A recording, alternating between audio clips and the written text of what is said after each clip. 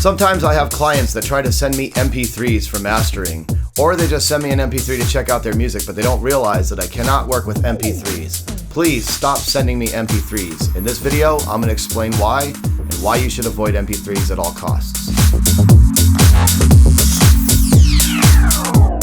Hello everyone, and welcome to Distinct Mastering. My name is Freddie. I'm a mastering engineer, producer, DJ, and president of Sleeping Giant Music. For over 2 decades, I've helped artists grow their careers, and now I'm here to help you with your music production skills. If you'd like a free stereo master sample from me, please check the link below in my description. Now let's chat about why MP3s are not good for mixing and mastering. Alright, so I've got Wikipedia open here, and it's pretty obvious to some people, but some people really don't know what an MP3 really is. So let's talk about it. An MP3 is a lossy data compression format for audio. Using it makes smaller computer files containing digitized music and other sounds. The format is a lossy compression format. This means that each time something is compressed with it, some information is lost. This information cannot be recovered. When encoding to MP3, converting some audio data to it, the encoder is smart. The human ear cannot hear certain sounds if they are masked by other sounds. This means that when encoding certain sound samples, some sounds can be left out as they will not be heard. This makes it possible to compress audio by a factor of about 5 without noticeable change to the sound of the music. With slight audible changes to the sound, compression factors of about 10 are possible.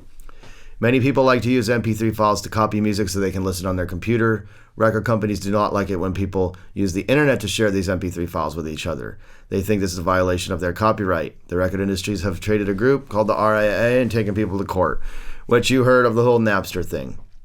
So in a nutshell, you can take a WAV or an AIFF file and compress it into an MP3, and it will be much, much smaller. So you have to think about that. If I have a WAV, say that's 60 megs, and then I make an MP3 and it's like 10 megs or 8 megs, what happens to all of that data? What's happening to your music? So this is important. You never want to send me MP3s for mastering. You should only make MP3s out of the highest quality files. That is why I will only master WAVs or AIFFs. Preferably 24-bit or whatever, bit rate you're using, 16-bit minimum, 32-bit float is obviously better too if your computer can handle it. And then higher sample rates. But you want to use high quality files all the way up to the mastering, and the final masters should be high quality. And then you can convert to MP3, which it will get converted by your distributor for streaming or various, online music stores. There are uses for MP3s, but you don't want to be working in MP3 while you're in your music production phase. I will accept MP3s for references if you bought some reference files, say off iTunes or Amazon, and you give me MP3s and you want me to master your stuff and you provide some references or mix down references. Yeah, MP3s are fine. I just need to hear what you're going for. But I won't work with MP3s, so please stop sending me MP3s. Alright, so I've got a session that I just created, and I've got a remix I did with Lavelle Dupree of the Masked Wolf Astronauts in the Ocean. I'll leave you a link down below in the description. It's a free download. You can grab this. But I'm going to do something unique. I'm going to line this up, and with phase cancellation, let's check out the differences. Here I've got a WAV, and here I've got an MP3 that I created out of iTunes. So one thing I wanted to note, check out how iTunes created some space. It made the file a little bit longer. So what I'm going to do is I'm going to line these up, and I just used the tab to transient feature, which I just spoke about in a previous video about making DJ edits. I'll leave you a link up above as well for that.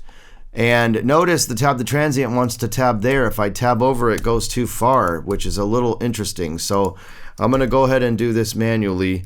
We're going to line this up, and I'm going to use shuffle mode here. Let's take this and delete that, delete that. Now, let's see how close we are. Those look pretty lined up. It looks slightly off. Let's bring this out a little bit. Whoops. Bring this back just a tad. I want to get this right on top of each other. So What we're going to do is we're going to just take this back a little bit more.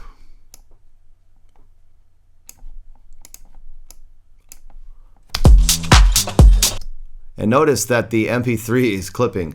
That can happen. My wave, the master is not. So typically when I make streaming versions for streaming platforms, I make them a special case for their specifications so that doesn't happen. But this is the actual original file that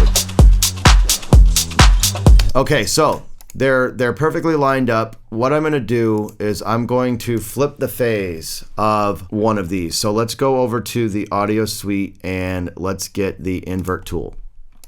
And I'm just gonna flip the phase of the MP3. And what you're hearing now is the difference between the two files.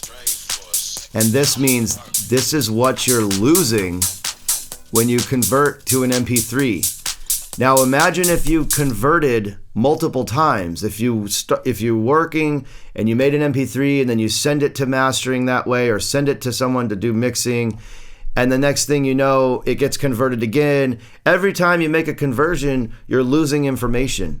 And that just makes your music even worse. So I advise you to be careful with MP3s. If you're using MP3s, it should only be converted once and at the very, very end of your stage. If you ever find mastering engineers or mixing engineers that are willing to accept your MP3s, you are going to the wrong place. No disrespect to mixing or mastering engineers that will do that. I just will never do that. And please, once again, stop sending me MP3s. So have a great day. And that's why you should never send MP3s to get mastered. If you have any questions, please shoot me a comment down below. Thank you for watching this video. If you enjoyed it, please hit the like button, subscribe to my channel, and the bell notification will keep you up to date. Once again, my name is Freddie from Distinct Mastering, and have a great day.